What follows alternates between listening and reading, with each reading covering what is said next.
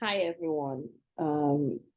Today, the training is about developing an effective language program through art.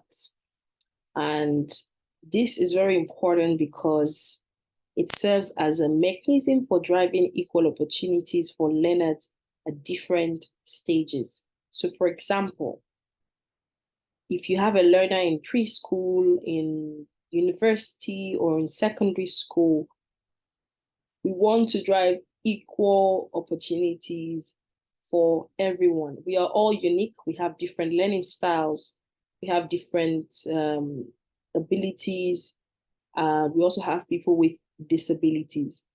And this helps everyone get a chance to get involved in learning and be happy, and also you can also assess learning evidence, and you can also access learning evidence. So this training is led by Dr. Molayedo, myself, and facilitated and sponsored by Leading Lingua. So let's start. The agenda for today is, the first thing is the topic which we've talked about, introduction, and we also have different branches of art and how this can be really helpful in language acquisition.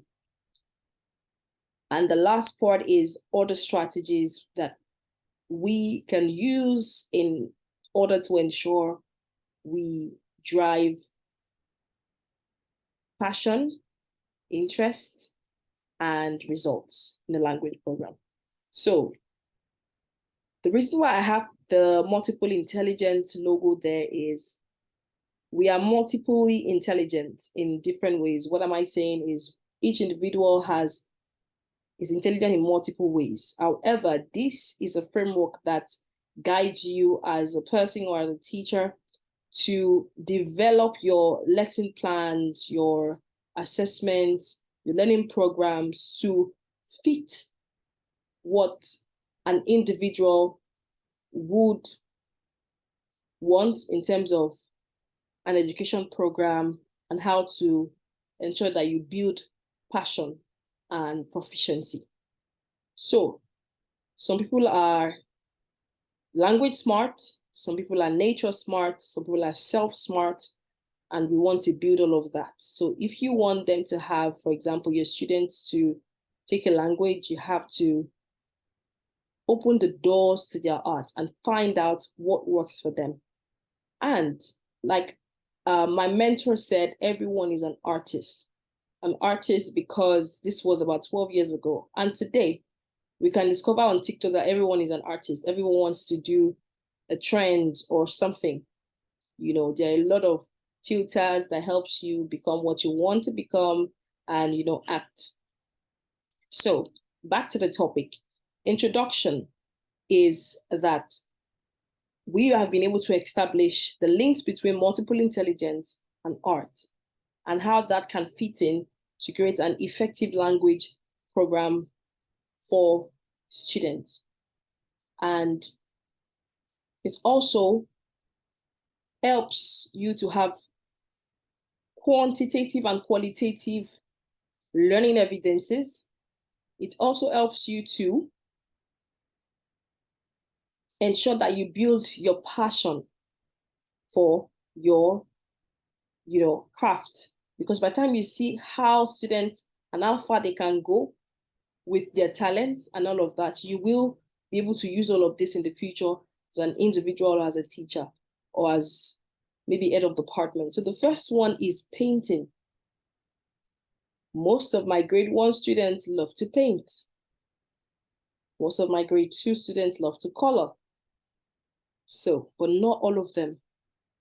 So basically, in grade 3, I usually tell them, read the text, make sure you do an illustration, and the illustration has to be a perfect representation of what the text is about. So I have a pilot, which is the criteria, and they have to draw in different groups and illustrate in different groups and show me what they've done, they give you the presentation in French or in Mandarin.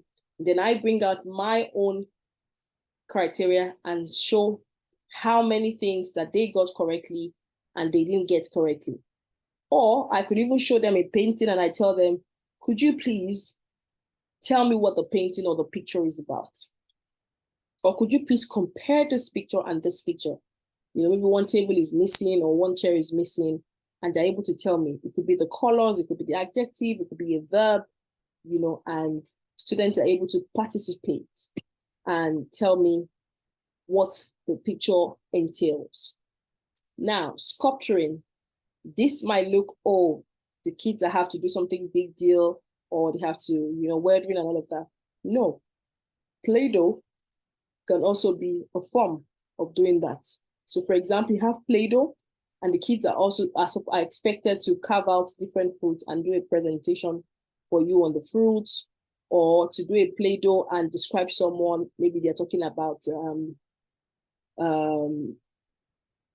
maybe a philosopher in France or something, and they're able to present who the person is. And for example, I also, I teach Mandarin, and I had like this art event in 2015, and students were able to, create their artifacts and write the Chinese characters on it. However, we had an agreement. You have to be able to identify, you have to be able to understand it in a text, you have to be able to write it down or create the Chinese character on a platform. It could be on a paper, it could be on a Play-Doh, or it could be on a clay. So most of them had a clay, and we had an art event. So the kids had to produce their own money that was written. It was created by themselves, and all of that. It was a very awesome and interesting event, and students were able to use the language and they moved around, and it was awesome. So we have music and podcasts. This is a very good way of captivating young learners. They love to listen to rap. It could be rhymes that sounds, like something they have learned before, and it's translated maybe for the younger ones. And for the older ones, you can tell them to create the lyrics that would rhyme. So for them to be able to create rhyming lyrics, they have to be able to have an in-depth understanding of the language to be able to say these words rhyme and we can create something. It could be a traditional dance step, and maybe to research about an artist and try to mimic him or try to sing like him, but it has to be in French. And through this, they can discover vocabulary, work on their phonology, and understand the native speakers and how they sound, and the words that are acceptable in different regions of the world, maybe in Canada, maybe in France or in Switzerland. You could also have a Padlet activity where students are able to, express themselves, and they have to submit on the Padlet, or maybe sing or do a word presentation or a podcast. Usually I have a podcast where we are building different, activities for new learners. So if you are on A1 level, you have to be part of the language archive where you teach a topic or the other via the podcast for those who are learning, who are still on A1.1. So, and these activities are really interesting. For example, the Padlets, I usually make it like a scaffolding, example for students to be able to duplicate and say, okay, you are singing the song or you're expressing yourself this way, or you are doing something. So theater is like, it could be drama, it could be poetry, it could be something that, but doesn't necessarily have to be Christmas or Muslim holidays or Mother's Day or Father's Day or anything. It could be like an event that is done on the assembly. It could be in the classroom, it could be role plays, it could be monologues, it could be dialogues.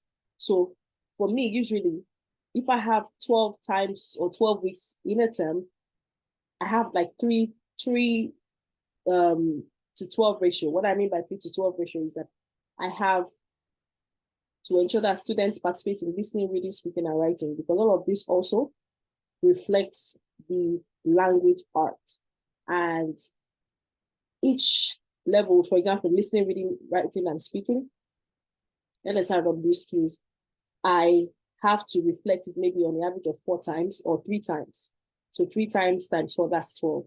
And students can also watch movies and try to pick new words. Or sometimes I tell them, watch the movie in French and try to see if you can, have the subtitle in English and pick new words and understand the French culture and all of that. Sometimes if I want to deliver my lessons as well, I don't have to deliver my lesson in such a way that I come to class and I teach.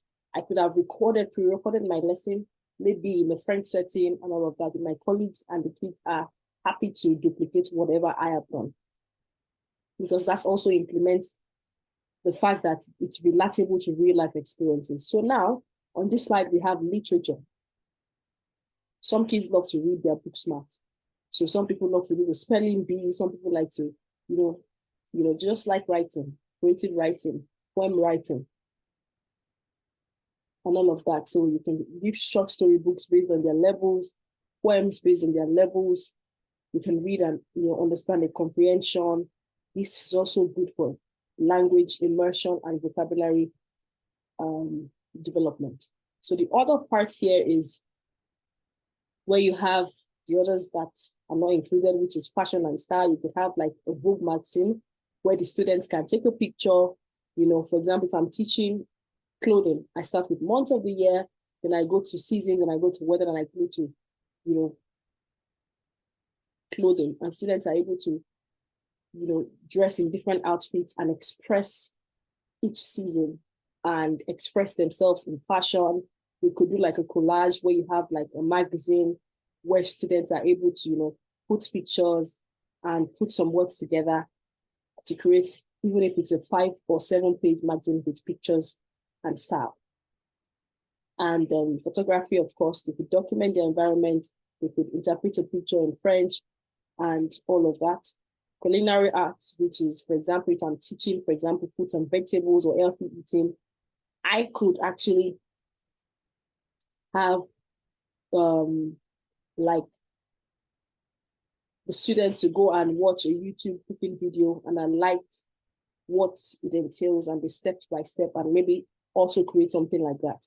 And for example, even in my lessons, for example, maybe in year 10 or in year 9 or year 11, where, for example, we are teaching tobacco, and you are not only, or maybe you're teaching climate change, and you're not only just talking about the topic, you also want to create a general awareness around school.